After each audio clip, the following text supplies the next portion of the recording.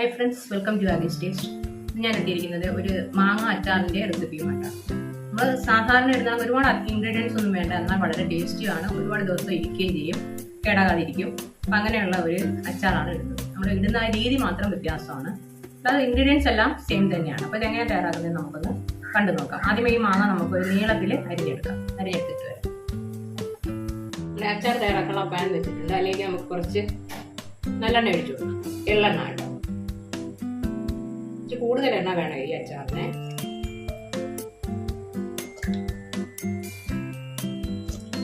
കുറച്ച് എണ്ണ ഒഴിച്ചിട്ടുണ്ട്. ഒരു 3 ടേബിൾ സ്പൂൺ കാണുമെന്ന് തോന്നുന്നു.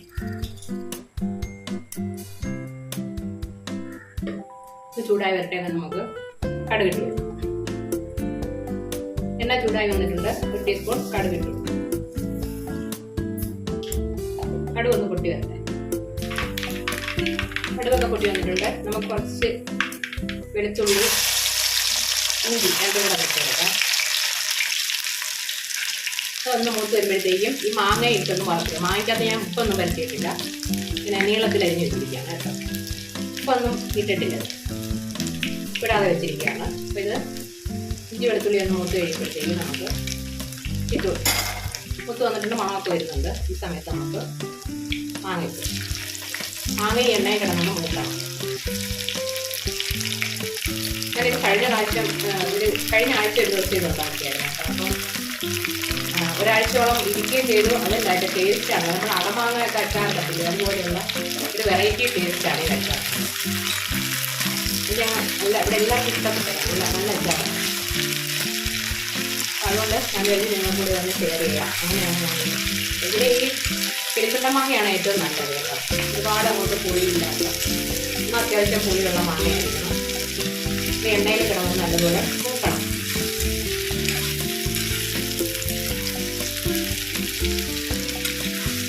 തൊലിയൊക്കെ ഒന്ന് മാറി വരുന്നൊരു സമയം, കളറൊക്കെ ഒന്ന് മാറി വരും. ആ സമയത്താണ് നമ്മളിതിലേക്ക് ഉപ്പും പൊടികളും ഒക്കെ ചേർത്ത് കൊടുക്കുന്നത്.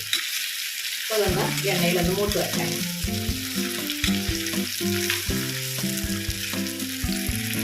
മാങ്ങ ഒന്ന് വാടി വന്നിട്ടുണ്ട്. ഇത് നമുക്ക് പൊടികൾ ഇട്ട് കൊടുക്കാം. ഒരു 4 ടീസ്പൂൺ മുളക് പൊടി ഇട്ട് കൊടുക്കാം.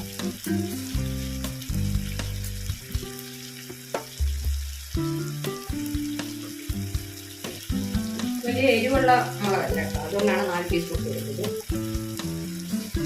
ഒരു 1.5 ടീസ്പൂൺ കടുക്, ഉലുവ പൊടിച്ചത്,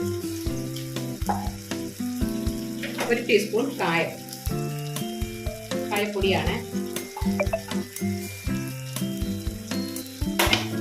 നമുക്ക് ഇതിലേക്ക് ഉപ്പിട്ടു കൊടുക്കാം.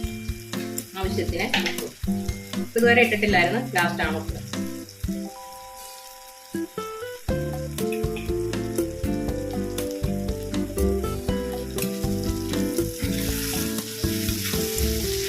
ഈ ഒരുമാതിരി നല്ല വിളഞ്ഞ മാങ്ങ ഉണ്ടല്ലോ, വിളഞ്ഞ മാങ്ങ വെച്ച് അച്ചാർ ഇട്ടാൽ പ്രത്യേക ടേസ്റ്റാണ്. നമ്മൾ വിളയാത്ത മാങ്ങ കൊണ്ടിടുന്ന അച്ചാറും വിളഞ്ഞ മാങ്ങ കൊണ്ടിടുന്ന അച്ചാറും തമ്മിൽ വളരെ വ്യത്യാസമാണ്.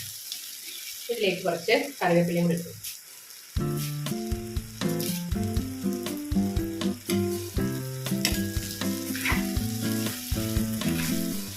അരപ്പെല്ലാം ഒന്ന് മൂത്ത് വരട്ടെ.